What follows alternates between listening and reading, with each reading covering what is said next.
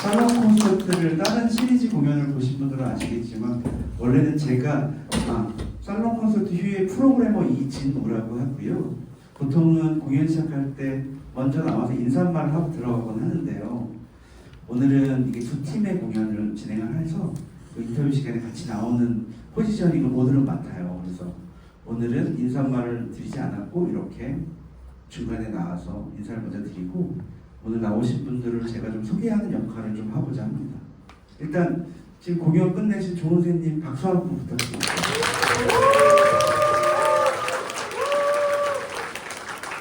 몇 년 계속 활동하시는 걸 좀 지켜왔어요. 오늘 공연한 살롱 콘서트 후에 코너 속의 코너 같은 로컬 스테이지라는 공연이고요. 지역에 살고 있는 뮤지션인데 뭔가 소개를 해야만 할 것 같은 뮤지션들을 소개하는 코너 속의 코너입니다. 그게 이 두 팀이시고요. 조은세님은 올해 2월에 EP 앨범을 발매하셨죠? 네, 맞습니다. 2월이죠? 네. 네. 1월이에요. 1월인가요? 맨 마지막에 들었던 노래가 타이틀곡이었고요. 그리고 제가 기억하는 건 작년에 인천 평화창작가요제에서 예술상도 받으셨어요. 네, 그거 알려드려야죠, 우리. 맞죠? 예, 맞습니다. 네. 그래서 그런 상을 수상하셨습니다. 그런 조은세님입니다. 저는 몰랐습니다. 네. 그리고 옆에 계시는 두 번째란 남자 두 분이요. 산만한 시선이라는 듀오세요. 박수 한번 부탁드립니다. 네. 작년에 데뷔하셨고요. EP 앨범을 발매했는데 굉장히 많은 반향이 있었어요. 그래서 올해 한국대중음악상에서 신인상을 받으셨죠. 네. 올해 신인상. 제가 아무래도 이쪽 일을 하다 보니까 음악 관계자분들을 많이 만나고 다니는데 산만한 시선에 대한 얘기들을 많이 듣곤 합니다. 여기도 지역에 살고 계시고 살아가고 있는 뮤지션입니다. 많이 또 기억해 주셨으면 좋겠습니다. 오늘 이 인터뷰가 끝나고 나면 산만한 시선의 공연까지도 집중해서 잘 봐주셨으면 좋겠습니다. 그리고 맨 끝에 계시는 분은 저희 선정위원이시고 인터뷰어세요. 선정위원단이 있거든요. 그 중에서도 이제 선정위원장의 역할을 맡고 계시는 대중음악평론가 김학선님이십니다. 김학선님 소개는 제가 그만할게요. 되게 저희가 사실은 김학선님과 저와 예술회관의 공연기획자님이 1월 초에 만납니다. 항상 1월 초에 만나서 밥을 먹으면서 올해는 어떻게 진행을 하면 좋을지 항상 의논을 나누거든요. 그렇게 살롱 콘서트가 시작되는데 이제 1월 초에 만나서 4월이 지날 때가 돼야 이제 프로그램이 끝나는 거죠. 생각해보면 되게 짧을 수도 있지만 되게 긴 4개월을 달리고 있거든요. 그렇게 6년을 해왔다는 게 해와서 어제는 보사노바 공연을 했지만 그저께는 또 락 공연을 하고 재즈 공연을 하고 다양한 장르, 다양한 뮤지션의 공연을 이 프로그램이 받고 있다는 생각을 했어요. 찾아와 주시는 분들이 계셔서 그냥 드리는 말씀이 아니라 그래서 프로그램이 유지가 되고 이렇게 이런 음악들을 다 받아낼 수 있는 것 같다는 생각을 많이 했습니다. 감사드립니다. 저희가 1월에 만나면 늘 동인천에서 만나거든요. 제가 살고 있기도 하고 매번 그 편집장님과 기획자 이진웅님이 동인천에 뭔가 새로운 식당을 알려줬으면 좋겠다라는 그런 뭔가 기대를 갖고 오셔서 제가 약간 부담이 되기도 하지만 이렇게 만족하면서 가시거든요. 근데 이번에도 뭐 이렇게 출연진들 짜고 그러면서 로컬 스테이지 이야기할 때 정말 크게 이견 없이 이렇게 조은세님과 산만한 시선으로 이야기를 했어요. 그래서 지금 인천 지역에서 가장 활발하게 활동하고 있는 뮤지션이기도 하고 진짜로 실제로 음악적으로 좀 큰 성과를 거두고 있는 뮤지션이기도 하고 아까 뭐 신인상 받았다고 이야기를 드렸는데 아이디과 소스를 제치고 한국 대중음악상이라는 게 약간 음악적인 뭔가 성취 같은 거를 기준으로 해서 오히려 그런 점이 더 좀 많이 어필을 하지 않았나 싶기도 하고요. 그리고 조은세님도 예술상 받으셨거든요. 그게 예술적인 부분을 가장 높이 사는 그래서 그런 부분에 더 이렇게 강점을 주어서 상을 주는 거여서 그런 게 더 좀 의미가 있지 않나 싶습니다. 그리고 제가 우연찮게 이 두 팀의 라이너 노트라고 하죠. 그 소개글을 제가 또 쓴 적이 있거든요. 그래서 그런 인연으로 이어졌는데 이렇게 다 성장을 하셔서 좀 뿌듯하기도 하고 제가 좀 뭐랄까 자랑스럽기도 하고 좀 그렇습니다. 그래서 제가 뭐 질문 같은 걸 좀 드리려고 하는데 로컬 스테이지니까 다 이게 인천과 좀 연관이 있으시잖아요. 어떤 좀 인천과 선생님부터 얘기해. 저는 음악을 시작할 때 학교 이제 다니면서 이제 실용음악과를 재학을 하고 있었는데 그때 당시에 앨범을 내고 싶다 이러다가 인천 음악 창작소를 통해서 처음 이렇게 음악의 어떤 발걸음을 처음 내딛게 됐어요. 그래서 그 인연으로 인해서 이렇게 또 그 평론가님의 라이너 노트도 받게 되고 함춘 선생님의 연주도 함께 녹음이 되고 그러면서 또 인천 평화창작가요제에서도 또 이렇게 참여를 하게 되고 하면서 다양하게 인천에서 활동을 하게 됐는데 그게 어떻게 보면 음악에 좀 발걸음을 떼게 해주었던 그런 뜻깊은 일이 아닌가 싶습니다.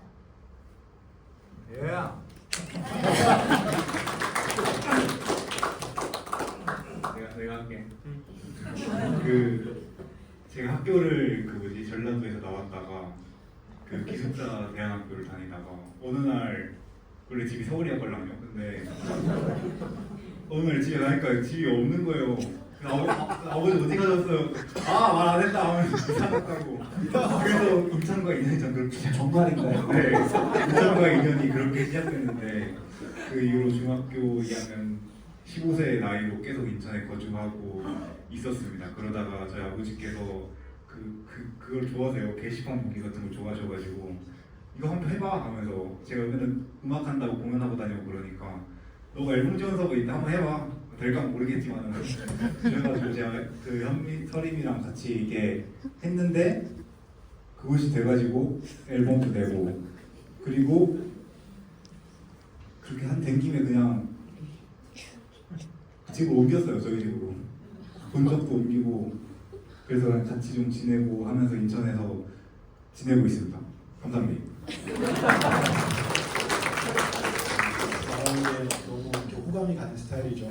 아까 좀 전에 공연하기 전에 잠깐 얘기를 나눴는데 객석이 비어 있을까봐 이렇게 너무 불안해하고 약간 그런 공포가 있대요. 뭔가 이게 공연을 하는데 객석이 텅 비어 있을까봐. 근데 아마 우리 활동 초기에 그랬을 것 같고 이렇게 살고 모습도 어떤 거 너무 떨려요. 사실 사람이 너무 많으면 좀 무섭고 조금만 이제 나가게 해주시면 감사할 것 같아요. 죄송합니다. 민감해요.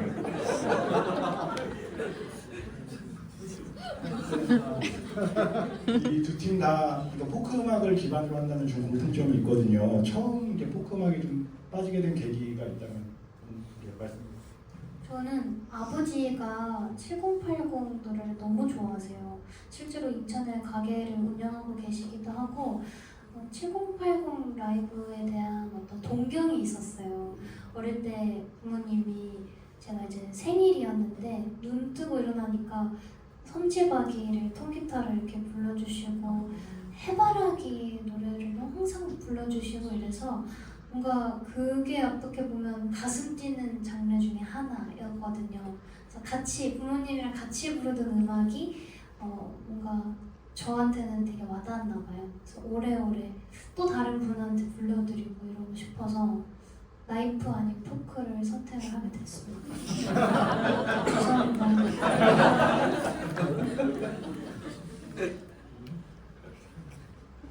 네, 안녕하세요. 저는 그냥 집에서 까불락거리다 발가락이 다쳤었는데 그 학교를 못 가게 해서 너무 심심해서 그냥 통기타를 쳤는데 지금까지 치고 있습니다. 사실은 깊은 인연이 있지는 않고요. 일렉을 쳤으면 아마 돈이 많이 들지 않았을까 하고 앰프도 사고 이펙터도 사고 근데 통기타는 통기타 한 대만 있으면 되거든요. 그래서 아마 부모님이 그 좀 더 싼 값에 아이를 좀 새로운 취미를 주려고 하시는 게 아닌가 그런 재정적인 여건으로 포크를 쫓아가게 됐습니다. 네, 이하 동문입니다. 이하 동문. 그러면은 좋아하는 좀 뮤지션, 포크 뮤지션이 있다면 전에 제가 한국대중음악상 시상식에 있었는데 그때 김민기 선생님에 대한 말씀을 이렇게 해주셨던 게 되게 기억에 남아서 이렇게 다 뭐 좋아하는 뮤지션이 있다면 영향받거나 이런 뮤지션 말씀해 주시면 감사하겠죠. 그럼 제가 먼저 얘기하겠습니다. 저는 김민기 선생님을 무척 존경하고 사랑합니다. 그 학전을 제가 운영하고 싶을 정도로 일의 학전을 제가 받아서 운영하고 싶을 정도로 김민기 선생님에 대한 마음이 큰데요. 그래서 가끔은 너무 큰 나머지 이제 재원이랑 어떤 결정을 할 때마다 제가 김민기 선생님을 이겼으면 그렇게 하지 않았을 거야 막 자주 하는데 김민기 선생님 덕분에 20살 이후에 그 어떤 노래를 써야 되는지가 많이 알게 돼서 저 김민기 선생님한테 영향을 정말 많이 받았습니다.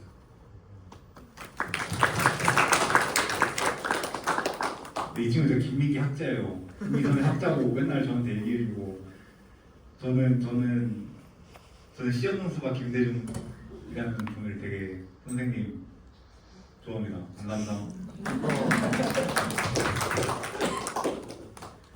저는 양희은 선생님 너무 좋아하고 아까 말씀드렸다시피 해바라기 선생님들을 너무 좋아합니다. 그래서 해바라기 별도 어떤 그런 제 어릴 적 부모님이 좋아하셨던 해바라기에 대한 이야기도 조금 녹아 있고요. 그리고 사실 이 지금 이런 시대에 멋지고 화려한 시대에 이런 장르를 하는 분들이 막 이렇게 많지는 않지만 저는 진짜 산만한 시선 팬이거든요. 그래서 진짜 어제도 노래 듣고 엊그제도 노래 듣고 그래서 진짜 포크 팬입니다. 해바라기 음악도 그럼 가끔 커버하세요?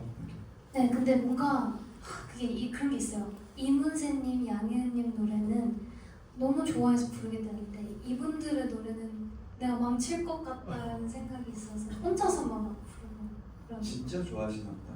네, 그래서 그 맞아요. 인천 동인천에 네. 그 행사 오셨었어요 예전에. 맞아요. 포크 페스티벌에 해바라기 분이 오셔가지고 진짜 뛰어가서 보고 울고 막 그랬어요. 네. 정말로 팬이신 것 같아요. 그러니까 노래를 감히 커버하지 못한다는 건 정말로 이렇게 팬이신 것 같고 그리고 그러니까 포크 음악의 매력이 있다면 어떤 거라고 생각을 하세요? 포크 음악의 매력은 포크에 대해서 좀 찾아봤었는데 제가 저항 정신이라고 하더라고요.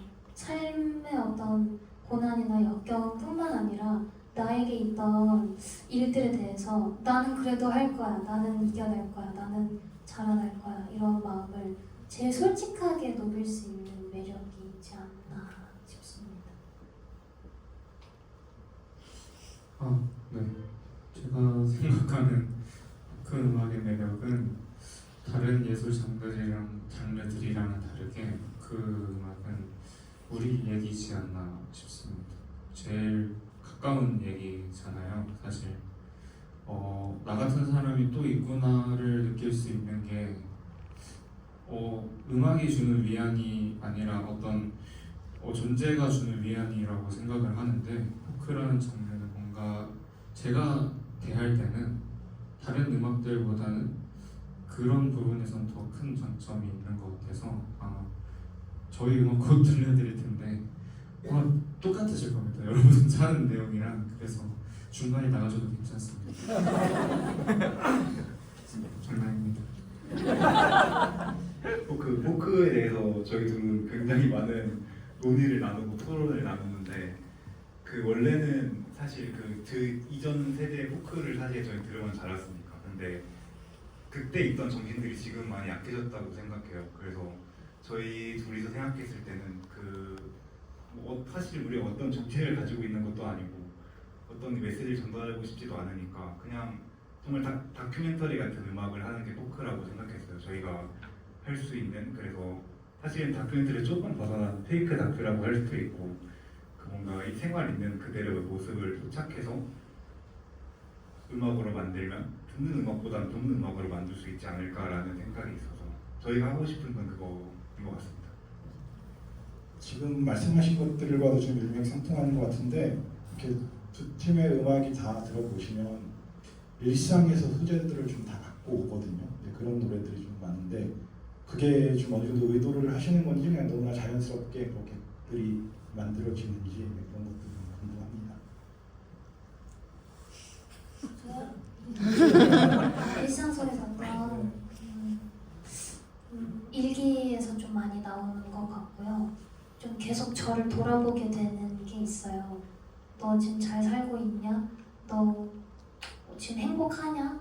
너의 삶에 만족하냐? 어떤 저는 그런 질문들을 던지는 걸 좋아하는데 그런 질문의 끝에는 항상 저만의 답이 나오더라고요. 근데 그게 결국은 여러분들만의 답이 결국 뭔가 연결이 되지 않나 하는 생각도 들고 저는 항상 이제 공연하러 다닐 때 이렇게 바람 불고 나뭇잎 흔들리고 이게 너무 예쁘거든요. 그거를 이렇게 눈에 담는 게 어떤 이런 음악을 듣고 부르는 순간이 영원했으면 좋겠다는 그런 일상에서 좀 느껴지는 것 같습니다. 저희는 아까 얘기했던 것처럼 그 생활성을 유지하려고 생각을 더 하는 편인데요. 사실은 근데 솔직히 이제 뉴스 같은 거 보면 막 돈 많은 사람들 죄짓고 AI 폭주하고 막 그런 게 더 많이 뜨잖아요. 근데 사실 그런 게 떴을 때 저희한테 감정적인 요동이 그렇게 크지 않더라고요. 저희는 당장에 이제 6시에 지하철을 타면은 자리에 앉을까 걱정하고 뭐 퇴근을 할 때 사람들 사이에서 더 빨리 집에 가고 싶어 더 빨리 뛰고 이런 삶에 이미 지쳐있고 묻어있는 사람들인데 어떻게 하면은 그걸 조금 더 솔직하게 할까에 대한 얘기를 더 많이 나눕니다. 저희는. 그래서 부끄럽더라도 내가 느꼈을 때 사실이었다면 적어내려고 하는 편이죠. 네. 그 아무래도 활동 반경이 인천과 연관이 있고 인천에서 생활도 하고 그러니까 그 일상의 얘기를 하다 보면 인천과 좀 관련한 노래를 쓰거나 아니면 뭐 쓸 계획이 있는지 네, 그런 것들. 마침 잘 된 것이 제가 오늘 차이나타운이라는 곡을 만들었어요. 그래서 사실은 뭐 차이나타운 홍보한 노래는 아니고요. 제가 차이나타운을 막 자주 가진 않았지만 그쪽이 좀 낡지 않았습니까? 좀 낡았고 구도심이라는 매력이 있는 곳이죠. 그래서 근데 약간 그거에 대한 공감과 그런 스타일이에요. 들어보시면 아실 겁니다. 들으면 아 이런 노래구나. 좀 이따 들어주세요. 오늘 하세요? 네, 오늘 오늘 잘 듣겠습니다.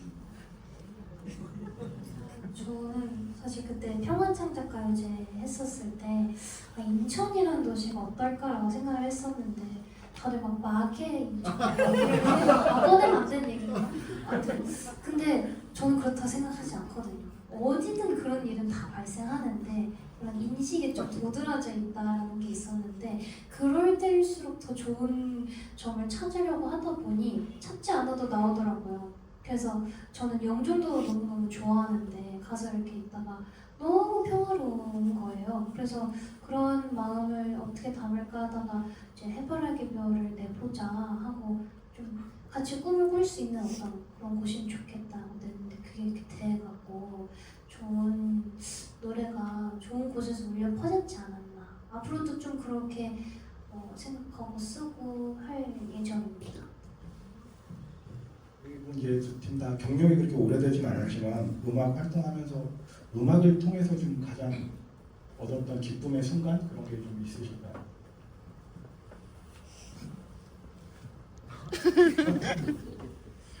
음악을 통해서 얻었던 기쁨의 순간. 음악은 사실 매일 좋은데요. 근데 좋은지 설명할 기회가 있을 때마다 얼마나 좋은지 설명을 못 할까봐 좀 안절부절할 정도로 음악을 사랑하고 있는데요. 저는 근데 가장 좋은 거는 그냥 노래를 부를 수 있는 게 가장 좋은 것 같습니다. 그냥 그러게요. 그냥 노래 부르면 행복합니다. 네, 좋던데요. 저는 이렇게 눈 마주칠 때가 너무 좋아요. 아까도 노래 부를 때 저랑 눈 마주치신 분들 많은 것 같은데 그 눈 속에 어떤 이야기가 담겨 있을지 저는 감히 모르지만 잠깐 눈 마주치면서 이 순간이 뭔가 좋은 기억으로 남았으면 하는 바람이 사실 노래를 통한 거 아니고서는 어렵거든요. 왜 한국 사람들 눈 마주치면 뭘 봐요 이러잖아요. 근데 우리는 눈 마주치면 좋은 거잖아요. 그런 것도 너무 좋고 오늘 일본에서 오신 분이 있대요. 제 공연을 보러. 그래서 그런 것도 사실 이 음악이 아니면 이루어질 수 없는 귀한 인연이고 그래서 그냥 나눌 수 있는 것이 음악을 하면서 제일 좀 행복한 것 같습니다. 네, 저는 그런 생각을 많이 했어요. 나 같은 놈의 노래를 사람들이 들어주는구나 그런 게 있고 내가 그냥 내 얘기 했을 때 제가 막 말을 조리 있게 하는 편은 아니라서 사람들이 잘 귀담아 듣지 않아요. 그냥 내가 노래하면 사람들이 모여서 들어주고 노래가 좋다고 해주는 게 사실 저한테는 너무 신기한 거 감사한 경험입니다. 누가 뭐래도 예스 땡큐 감사합니다. 예전에 제가 그 사장님의 김창완 씨를 인터뷰한 적이 있는데 제가 그분한테 어떤 사람들이 선생님 음악을 들어줬으면 좋겠어요? 라고 했더니 그분은 내가 지금 이렇게 나이를 먹었지만 자기는 무조건 젊은 사람들이 자신의 음악을 들어줬으면 좋겠다라고 이야기를 한 적이 있었거든요. 그래서 그 질문이 생각나서 저 뮤지션들을 만나면 좀 그런 것들을 많이 물어보는데 어떠세요? 어떤 그러니까 뭐 세대로도 이야기할 수 있고 그냥 어떤 상황에 놓인 사람일 수도 있는데 어떤 분들이 자신의 음악을 좀 들어줬으면 좋겠다 그런 걸 좀 생각해 보신 적이 있어요? 그 전에는 그러니까 앨범을 만들 때는 뭔가 멋있는 사람들이 들어주면 좋겠다라고 생각했어요. 그러니까 뭐 저희가 되게 막 이창동 감독님이나 홍상도 감독님 엄청 좋아하는 것처럼 정말 그런 파이가 있는 사람들 우리 음악을 많이 소개해주면 좋겠다고 생각했었는데 앨범 내고 나서 활동하다 보니 그냥 이 세상 모든 사람들이 노래를 들어줬으면 좋겠다라는 생각이 들었습니다. 최대한 많은 사람들이 우리 음악을 듣고 그 음악으로 인해서 기쁘든 슬프든 오히려 또 기분이 나쁘든 그냥 들어오면 좋겠다라는 생각이 있습니다.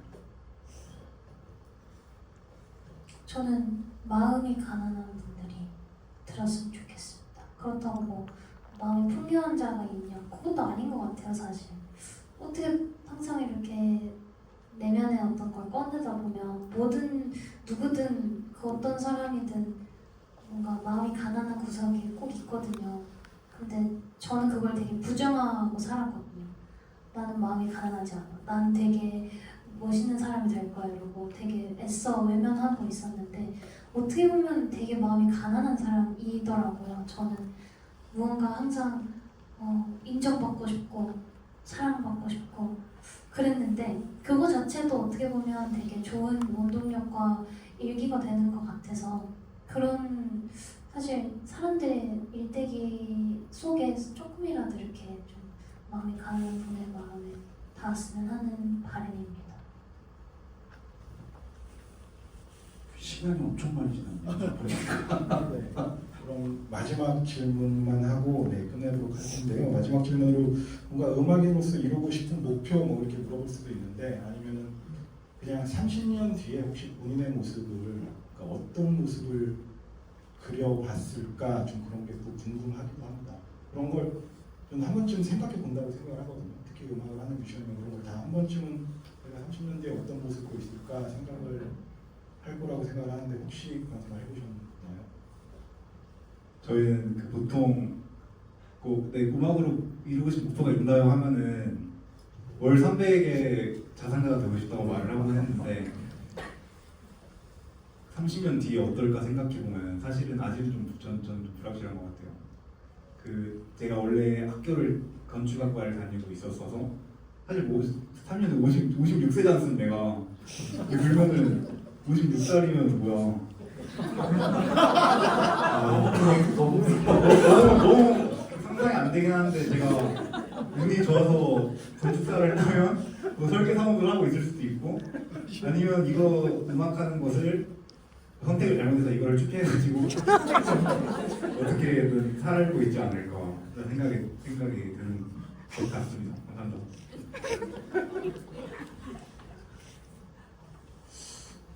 저는 뭔가 똑같을 것 같거든요. 지금이랑 그때랑 조금 흰 머리 많고 주름 좀 질 뿐이지 좀 똑같을 것 같고 결혼은 못했을 것 같고